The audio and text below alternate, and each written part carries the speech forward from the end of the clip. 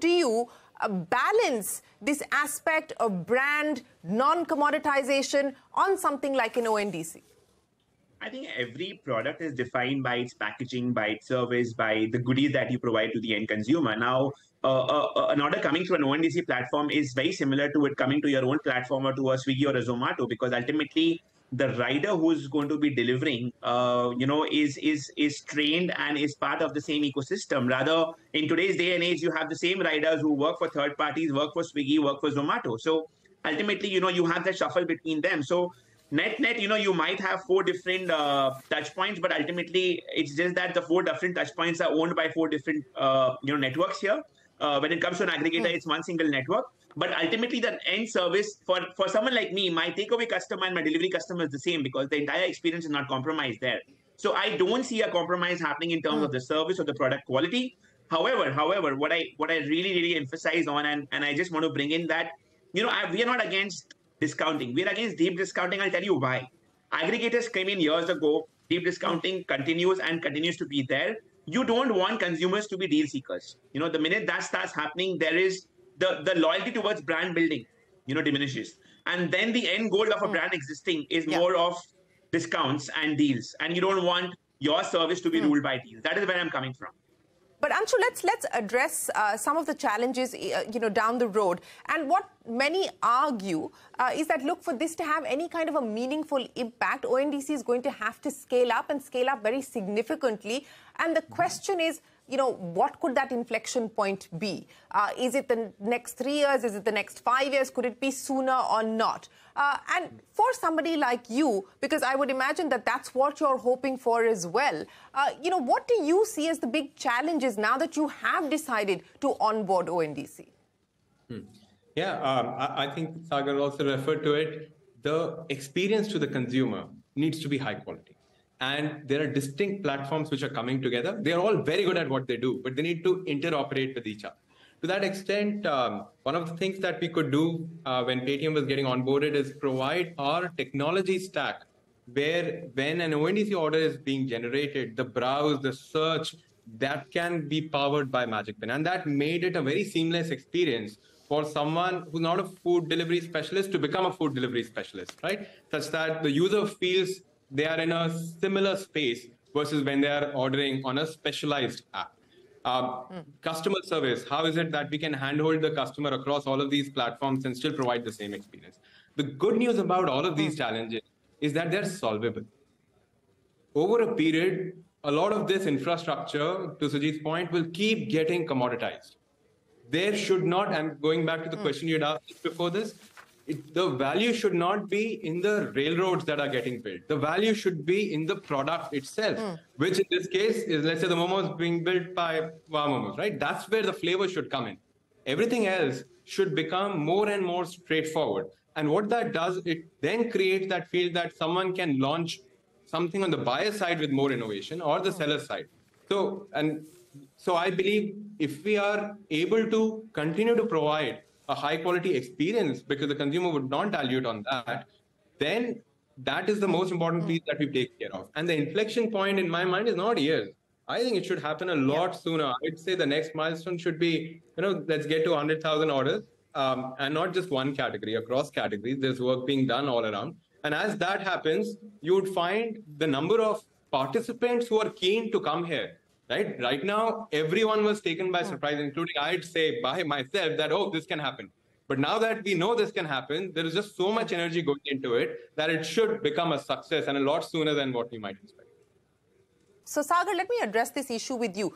What do you believe could possibly be the weak link in this redistribution of risk and cost? Because, as Sujith is pointing out, you need the ecosystem to come together and work together in a much more collaborative way to ensure that this does work. What do you see as the weak link? See, the first biggest weak link that I see is that, if we continue doing the same practices that was done by the aggregators earlier, right, which is not considering, I personally feel, not considering restaurant as partners, but, considering them more like I would say, a third-party service Sagar is provider. not going to give up on the deep discount. Clearly, you've been scarred by the deep discounts. Yeah, because the business model, Shereen, just does not make money. I mean, today you get your top lines, but you don't get money. Why do we do business for? We do business to get profits. And the entire focus on profitability is coming now when businesses are burning money and there's a funding winter. Why do we need to wait for a funding winter for that to happen? You know, I mean, I think deep discounting e-commerce was brought in to scale the business, not to reduce the profit margins of the business, right? So I am completely for it. At the same time, also, Shereen, what I feel could also be a threat is, when you have multiple players and you have multiple operators, the experience bit of it, when it comes to learning and development of the rider to go and deliver a particular food in a particular manner and then doing it separately for a different commodity or service, can lead to various confusions being created, right? So today, with Swiggy, Zomato, to an extent, you're assured that that guy is delivering food and only food, right? With the ONDC network and with these third-party service providers, they would deliver food and they would deliver X, Y, Z, right? So I think the learning and development of these riders needs to be taken care of. And I think that has to be done by the ecosystem as a whole. I mean, it has to be owned by the restaurateur, at the same time by the service provider. I'll give you basics, In my stores, I started offering water to the riders when it's peak summer. Their attitude changed, So I think everyone has to play a role for the well-being of the rider, of the restaurateur, of the service provider, of the customer to make this a success. But Anshoo, coming back to you and the very same question, I think Sagar raised some valid points in terms of concerns. But, what do you believe are the weak links that we need to be mindful of as we move towards scale and onboarding more players?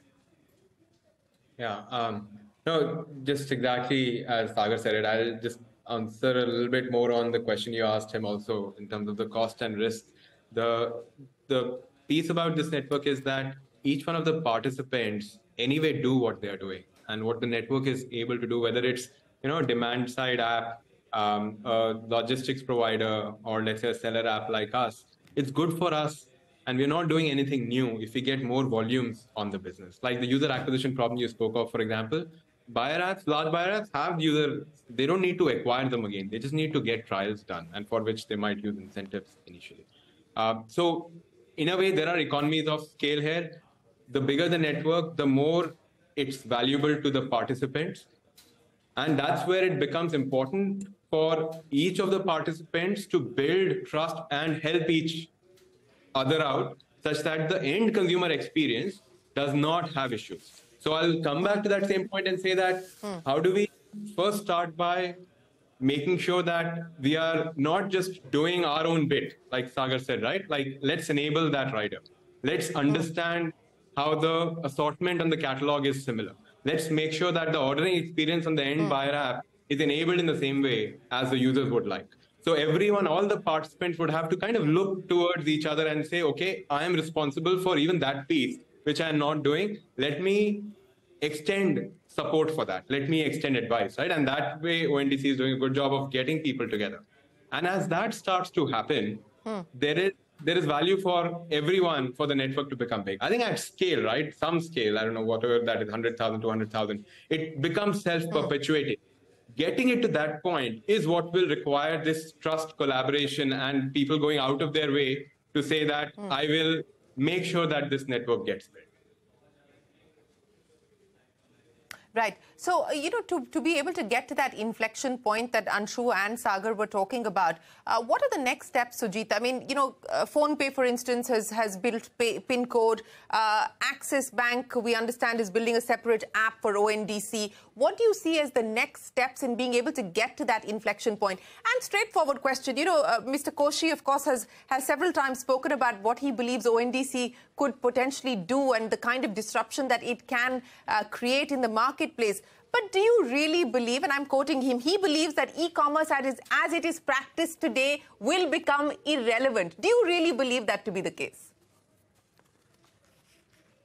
I think I'm sure there is more context to what Koshi said, and probably Koshi can clarify that by himself. But I think the way I see it is fairly straightforward. I think there is a need for solving for some real systemic risk in the current model of e-commerce.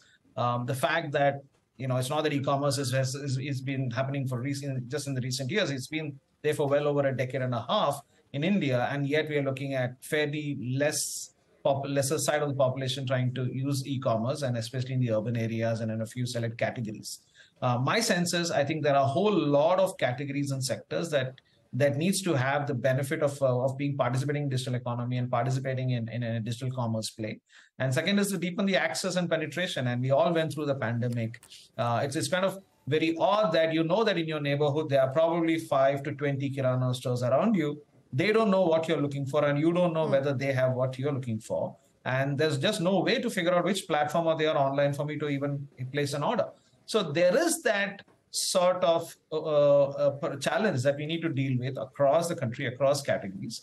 And I think I therefore believe that solving for reducing friction for that access and making every sort of a category, whether it's in retail or mobility or travel or tourism or agriculture or rural commerce, getting artisans to find a wider market beyond their immediate sort of local markets. I think these are all things that are necessary to be done. And ONDC as an infrastructure is essentially solving that and letting the market and the startups and the bright minds to come and build the innovation on top of it to solve for it by offering value, whether it's on the experience side or whether it's on trust, reliable delivery of goods, whether within the city or across the cities. All of that with market participation coming in, I think ONDC definitely is the answer. And to your previous point about what will bring scale and what will be the takeoff velocity that we are looking at on ONDC, I think my sense is you can see that numbers differently for different categories. For example, mobility, we are already seeing some instances of that taking off with Namayatri to some extent. And that's because it's a very high daily requirement, daily commute need, and everybody needs mobility, and places like that, we desperately need that. So I think the momentum would be different on different sectors. Kirana is a hard problem. So we have to admire the efforts of ONDC to take Kirana, which is one of probably the toughest categories to pick, and go with that, and restaurants for that matter. But you'll see different traction in different things, and we'll have to work on this constantly. I mean, we can all hazard a guess of what would be that number to take off, but I think there will be an ONDC kind of a play that will happen that will teach us what should be the numbers we should look for beyond a point. Over to you, Shereen. Sujith, Sagar, and Anshoo, I would have liked to continue this conversation, but my producer's telling me we're already well over our time. But we'll bring the three of you back again, and hopefully, more who've been onboarded on ONDC to share their experiences and talk about this playbook that is in the process of its evolution. Sujith, Sagar, Anshoo, many thanks for joining us here on this special episode of Young Turks. We will take a break. There's a lot more coming up. Don't go anywhere. We're back in a minute with more.